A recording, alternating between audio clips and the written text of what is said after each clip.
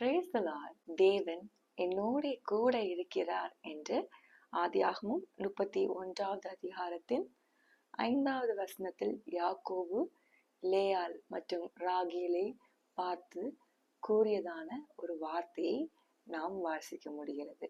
யாக்கோபு லாபான் ஆகிய அவருடைய மாமாவின் வீட்டில் வசித்து வருகையில் அநேக காரியங்களில் அனுகூலமாக இருந்த லாபான் இப்பொழுது யாக்கோபு மிகவும் பெருகி தன் பிசினஸ்லாம் ரொம்ப வளர்ந்ததுக்கு பின்பாக லாபான் சற்று வித்தியாசமாக நடக்க துவங்குவதை யாக்கோபு கவனிக்கிறார். அதனால லேயாள் மற்றும் ராகேல் அழைத்து என்ன சொல்கிறார் என்றால், உங்கள் தகப்பனுடைய முகம் நேற்று முந்தைய நாள் இருந்தது போல் இருக்கவில்லை. அதாவது நேற்று முந்தைய நாள் எல்லாம் உங்களுடைய தகப்பனின் முகம் மிகவும் நன்றாக இருந்தது, ஆனா இப்ப அப்படி இல்லை என்று எனக்கு தோணுகிறது.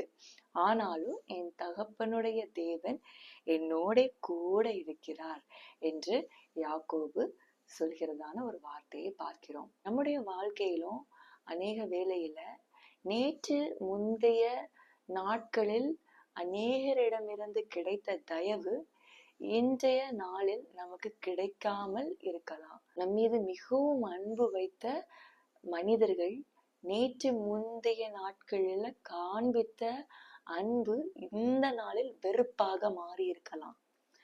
இன்னும் நமக்கு அநேக உதவி கரங்கள் நீட்டின கரங்கள் இன்றைக்கு அநேக குற்றங்களை அவர்கள் விரல்களினால் சாட்டி கொண்டு இருக்கலாம். ஆனா கர்த்தர் என்ன சொல்கிறார் என்றால், தேவன் உங்களோட கூட இருக்கிறார்.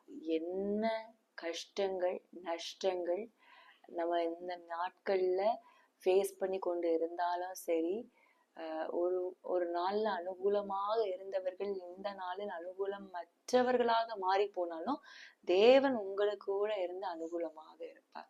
இந்த நாள் கர்த்தர் நம்மோடு சொல்கிற வார்த்தை என்னவென்றால், கர்த்தர் உங்களோட கூட இருக்கிறார். கர்த்தர் உங்களோட கூட இருந்து அவர் வழி நடத்துவார்.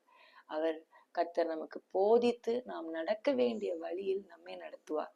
நம்ம மீது கண்ணை வைத்து அவர் ஆலோசனை சொல்லுவார்.